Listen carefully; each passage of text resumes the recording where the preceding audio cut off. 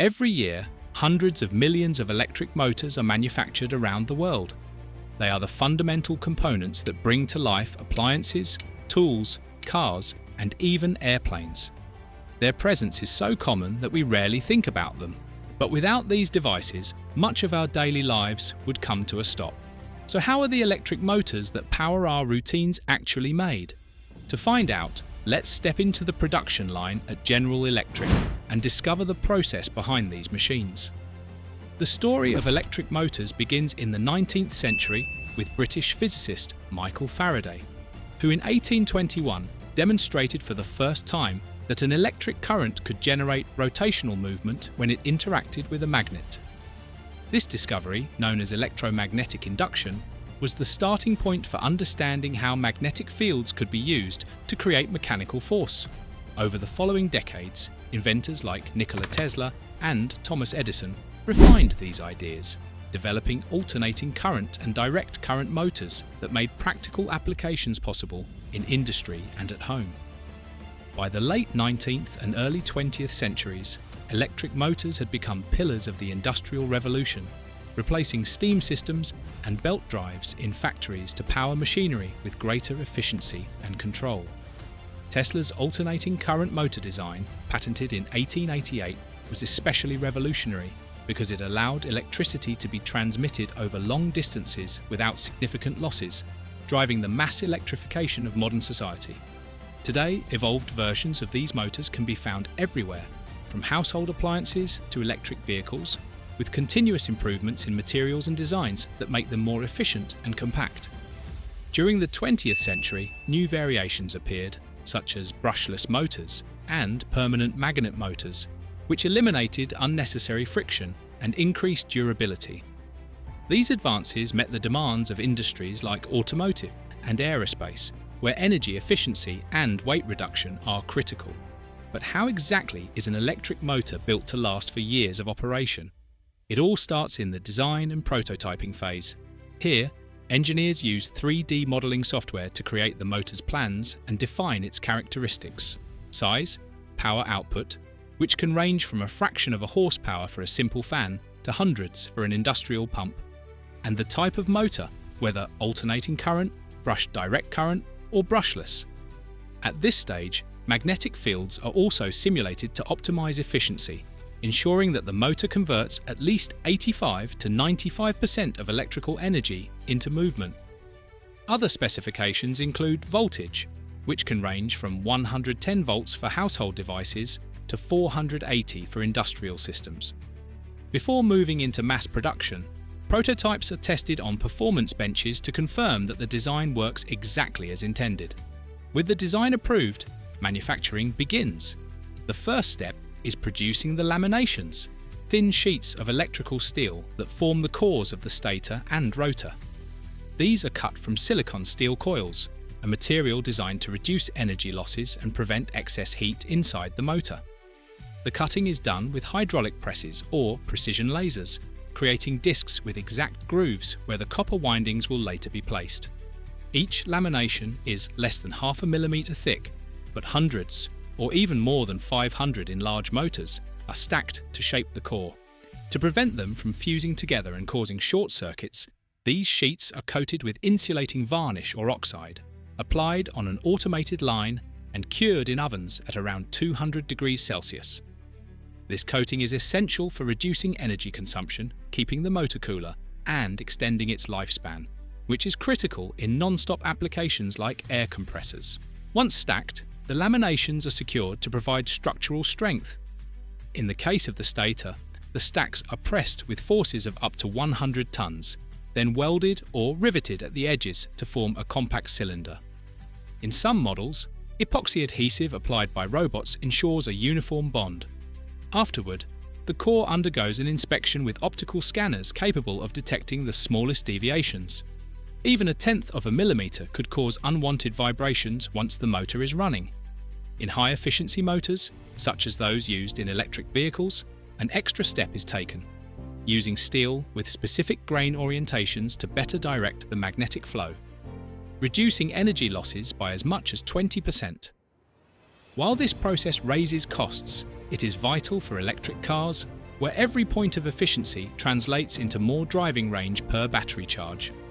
Meanwhile, it's time for the rotor, the rotating part of the motor. The lamination process here is similar to that of the stator, but with one key detail: balance.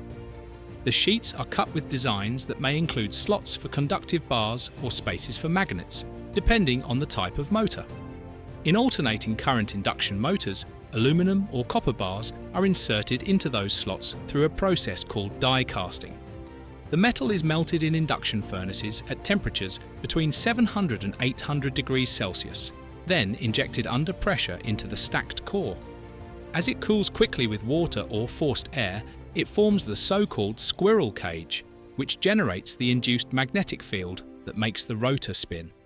In other motors, such as brushless direct current motors with permanent magnets, used in drones or power tools, the slots are not filled with metal but with neodymium or ferrite magnets. These magnets are fixed with epoxy resin and then cured in an oven at about 150 degrees Celsius for half an hour.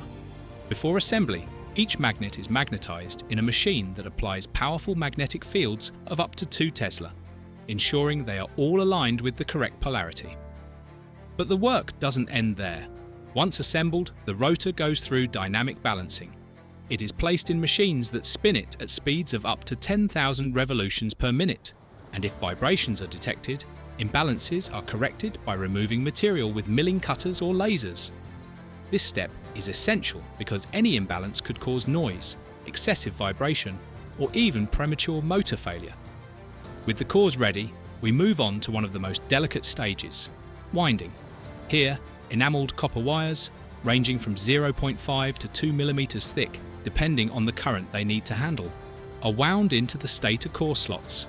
The process is carried out by automatic winding machines, which insert the wires in distributed or concentrated patterns, giving each coil between 20 and 50 turns. Copper is used for its excellent conductivity, but in high-power motors, silver-plated copper is used as it resists oxidation more effectively. For accuracy, specialized robots rotate the stator while the wire is unwound from massive spools, keeping constant tension at all times. This prevents gaps that could later cause sparks or electrical arcs. Once winding is complete, the stator undergoes an impregnation process with insulating varnish. It is submerged in a vacuum tank so the varnish, usually polyester or epoxy, penetrates deeply into the spaces and removes any air bubbles. This strengthens electrical insulation, allowing resistance levels of up to 1000 volts or more. Afterward, the part is baked at about 180 degrees Celsius for several hours. The result is a hardened coating that protects the windings against moisture, vibration, and wear. This detail is especially important in motors that operate in harsh environments, such as submersible pumps, where any electrical leak could cause a short circuit and damage the entire system. In parallel, if we are talking about a brushed direct current motor, a key piece comes into play: the commutator. This is a segmented copper cylinder responsible for reversing the current to keep the rotor spinning. To make it, copper segments are molded with mica sheets for insulation, then assembled into a ring and pressed onto the rotor shaft. Each segment is connected to the windings using ultrasonic welding, a method that bonds metals without extreme heat, better protecting electrical insulation. In brushless motors, this step doesn't exist. Instead, Hall sensors are added to the stator to electronically detect the rotor's position. This allows very precise control of movement through an external controller. Installing these sensors is done with robotic clamps, and once in place, they are tested with multimeters to confirm exact readings. There is no room for error here. An incorrect reading could cause irregular spins or sudden stops, something unacceptable in critical applications like industrial robots. Next comes the rotor shaft, a component manufactured separately. It is usually made of carbon steel or stainless steel and machined in automated lathes to achieve exact diameters, ranging from just 5 mm in small motors to 50 in larger ones. The tolerances are very tight, on the order of 1/100th of a millimeter. To improve strength, the shaft undergoes heat treatment. It is heated to about 900 degrees Celsius and then rapidly cooled in oil. This raises its Rockwell hardness to values between 50 and 60, enough to withstand very high torsional forces. Afterward, it is ground to achieve a smooth finish, which reduces friction with the bearings. In corrosive environments, such as the food industry, the shaft receives a nickel or chrome coating for protection against wear. Finally, the shaft is pressed into the rotor core using hydraulic equipment, and, to ensure accuracy, a laser system is used to detect even the slightest misalignments. With these pieces ready, we reach the main assembly.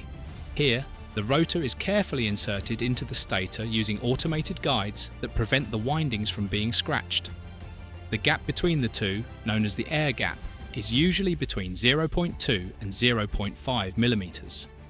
That tiny distance is crucial. If it's too wide, magnetic efficiency drops and torque decreases. If it's too narrow, there's a risk of contact and wear. The next step is installing the bearings, which allow the rotor to spin smoothly. These may be ball or roller bearings, made of chrome steel and housed in nylon or brass retainers. To mount them, they are first heated to about 100 degrees Celsius, which makes them expand slightly and slide easily onto the shaft. Once cooled, they contract tightly in what is called an interference fit, capable of withstanding both radial and axial loads. And when it comes to high-speed motors, such as those used in turbines, ceramic bearings are preferred because they are lighter, generate less friction, and last longer. Another key part in motor manufacturing is the housing. Its main role is not only to protect, but also to dissipate heat. For this reason, it is made from die-cast aluminum or grey iron, materials with good thermal conductivity. The process takes place in pressure foundries. Molten aluminum at about 700 degrees Celsius is injected into molds, forming a robust structure with cooling fins that increase surface area by nearly 50%, improving heat dissipation. Once formed, the housing is machined to open the mounting holes and then coated with epoxy paint applied electrostatically, giving it resistance against corrosion. This is especially important in motors exposed to chemicals or humid environments. At this point, the stator is fixed inside the housing with screws, tightened with exact torque using automated torque wrenches. Next come the auxiliary components. The cooling fan, made of reinforced plastic, is mounted on the shaft to force air circulation, keeping the motor below 80 degrees Celsius even under continuous operation. In sealed motors, instead of air, liquid cooling is used, with channels in the housing where oil or glycol circulates to maintain a stable temperature. The electrical connections also require precision. The coil wires are soldered to external terminals and then protected with heat shrink sleeves, which contract when heated to form a hermetic seal against moisture and dust. With the motor fully assembled, it's time for quality testing. First, insulation between the windings and the housing is checked with a megometer. The minimum standard is 100 megaohms, enough to prevent current leaks. Then, the no-load power consumption is measured. The motor should not draw more than 10% of its rated current. After that comes load testing, using dynamometers that simulate real conditions and measure torque, speed, and efficiency at different voltages. Vibration tests are also carried out with accelerometers, which must register less than 1.8 millimeters per second, and thermal tests, where the motor is run for hours while thermocouples monitor its temperature. If it passes all these tests, it is labelled with QR codes that record traceability data. Production details, specifications, and manufacturing batch. In specialised motors, such as those used in electric vehicles, the process includes additional adaptations. For example, temperature sensors are integrated inside the windings, connected to the battery management system, which adjusts power in real time. The windings use rectangular wires instead of round ones, increasing density and output by 15% without making the motor any larger. High-volume factories rely on collaborative robots to handle heavy parts, reduce errors, and achieve production times as short as 2 to 5 minutes per motor. Material selection is also critical. Today, advanced electrical steels with up to 6.5% silicon are used, cutting magnetic losses by 50%, ideal for high-frequency motors like those in solar inverters. The copper used in the windings is 100% pure, minimizing resistance. In low-duty cycle motors, part of the copper is sometimes replaced with aluminum to lower costs, though about 60% more volume is required to compensate for its lower conductivity. For insulation, Class H varnishes are applied, capable of withstanding up to 180 degrees Celsius, layered and cured with ultraviolet light to speed up the process. This is crucial in motors for ovens or industrial dryers, where ambient temperatures can exceed 50 degrees Celsius. When it comes to permanent magnet motors, assembly requires special anaerobic adhesives that cure without oxygen in just seconds, ensuring a firm bond. Each magnet is tested with a ghost meter to verify magnetic strength, discarding any defective pieces that could affect performance. In modern assembly, machine vision systems inspect every connection, using high-resolution cameras to detect issues such as loose wires. Bearings receive precise lubrication with lithium or synthetic greases that guarantee up to 10,000 hours of operation without maintenance. Final tests include accelerated life cycle simulations, where the motor is run at maximum speed for days to predict durability. In marine motors, additional salt spray tests are carried out, exposing them to saline mist for 1,000 hours to confirm resistance to corrosion. Even the sub-processes are sophisticated.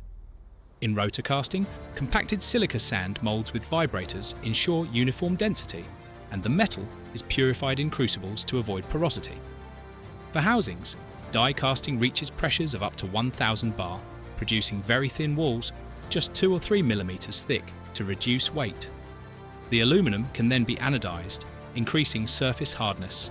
Electrical connections use tinned brass terminals crimped with presses that apply up to 500 kilograms of force, ensuring low-resistance electrical contacts. The entire assembly is validated with specialized software that analyzes test results in real time, adjusting the production line immediately if failure patterns are detected. In servo motors, used in robotics, laser-calibrated optical encoders are integrated, capable of measuring angular positions with extreme precision. More broadly, many factories apply lean manufacturing principles, reducing waste and working under just-in-time systems to optimize material flow. Finally, in eco-friendly versions, recycled magnets or rare earth-free alternatives are starting to be used, making the production process more sustainable. Step by step, with every interconnected sub-process, motors are built to be more efficient, reliable, and tailored to different applications, from household appliances and compressors to electric cars and industrial robots. And that's how electric motors are made. Tell me, what did you think of the process? Share your thoughts in the comments. If you enjoyed the video, hit the like button and don't forget to subscribe to the channel. In the windows that follow, you'll find more videos that might catch your interest. Go ahead and check one out. See you next time.